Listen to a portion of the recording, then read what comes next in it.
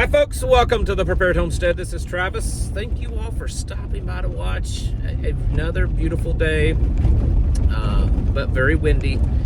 Even though there was some storms that blew through last night, there really wasn't a lot of precipitation. It was mostly just some wind and hail, and some places got a little bit of rain. Here we got very, very minimal rain, hardly enough to wet the ground.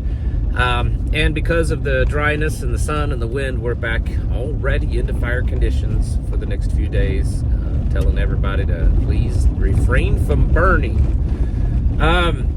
This coming weekend, this next Sunday, not today, next Sunday, March the 30th is our next monthly meeting. I normally don't mention those much online on videos anymore.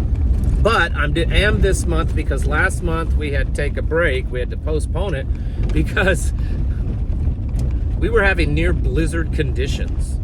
It's crazy to think that a month ago from this week, we were dealing with heavy snows. They were predicting 16 to 18 inches. We ended up getting about 10. But we were also dealing with crazy cold temperatures, single digits during the daytime highs. It was horrible. And because of those conditions, we decided to, of course, postpone the meeting till the next month.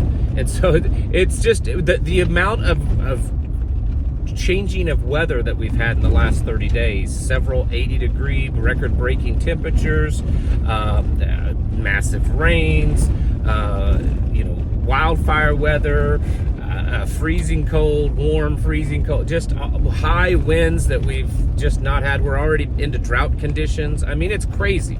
It's crazy in the last 30 days. But anyways, this coming Sunday is the next big monthly meeting.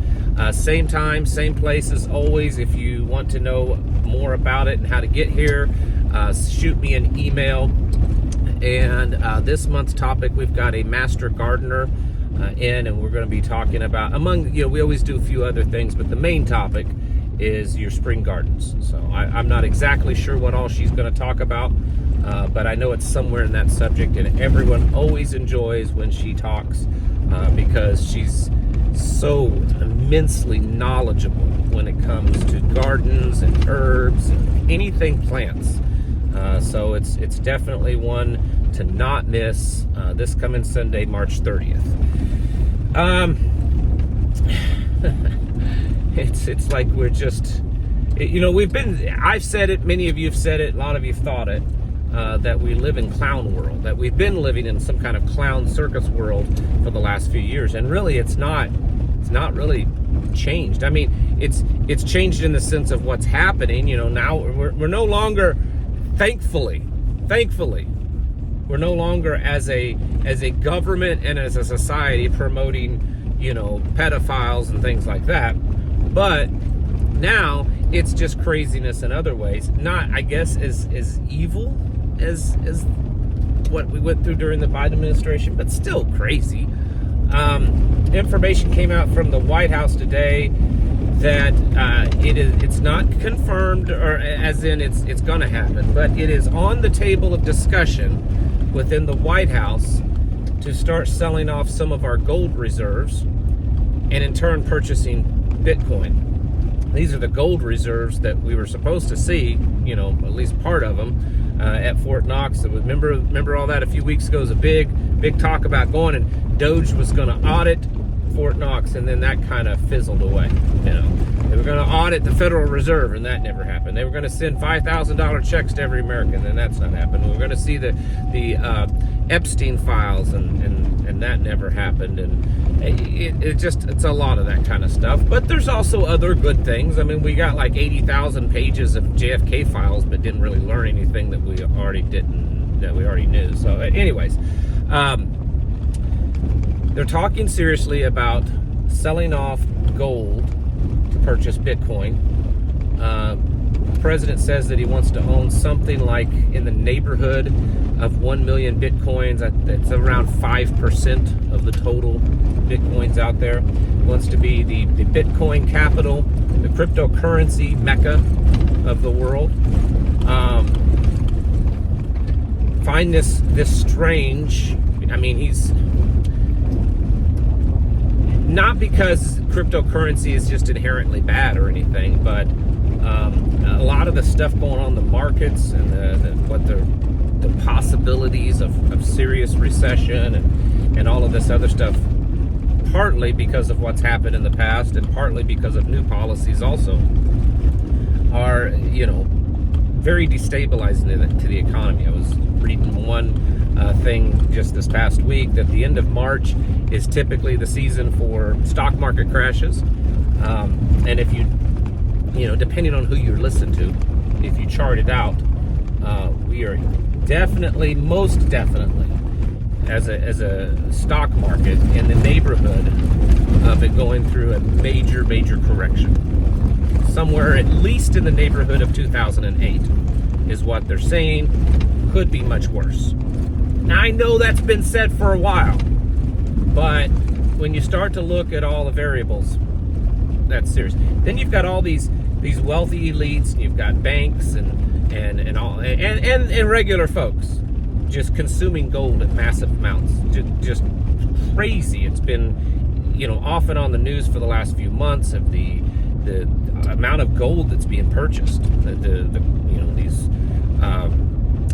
sellers can't keep up with it. They're running out of some things off and on, and massive shipments from London over to the United States because everyone's either purchasing gold or moving their gold that's held in vaults back home. And then now we're talking about potentially selling off gold so that we can purchase Bitcoin. I don't know. I mean, is it a ruse because they figured out, hey, there's no gold in Fort Knox, so there's not really that much there, so we better say that we purchased Bitcoin with it so that we don't have riots in the streets. Who knows? I think it's also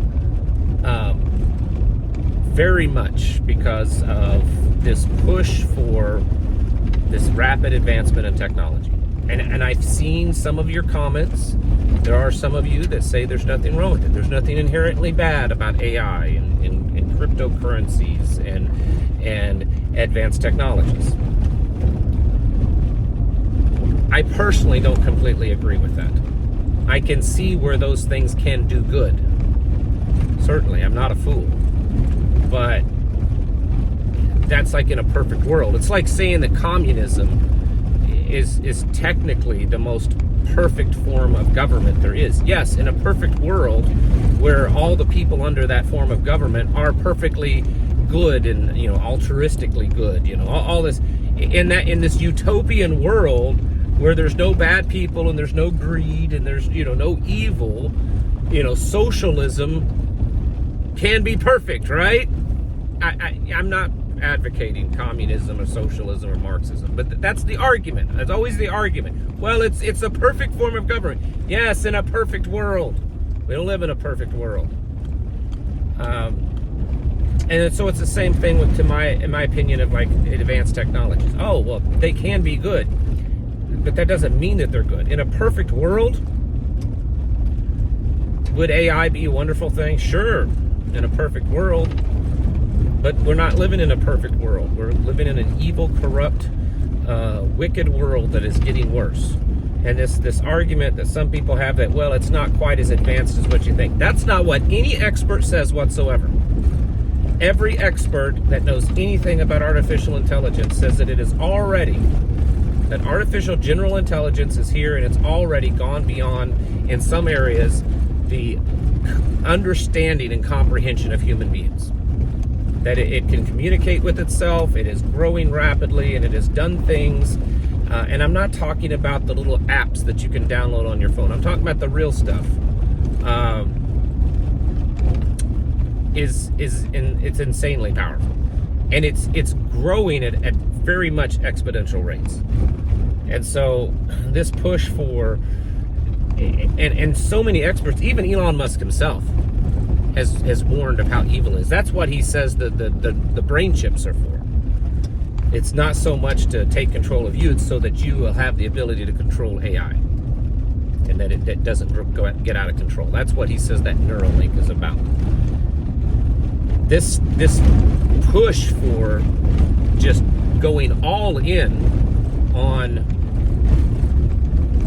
super high-end, highly advanced technology is Well, it's very globalist. It's very World Economic Forum. It's very New Age. It's very all of that.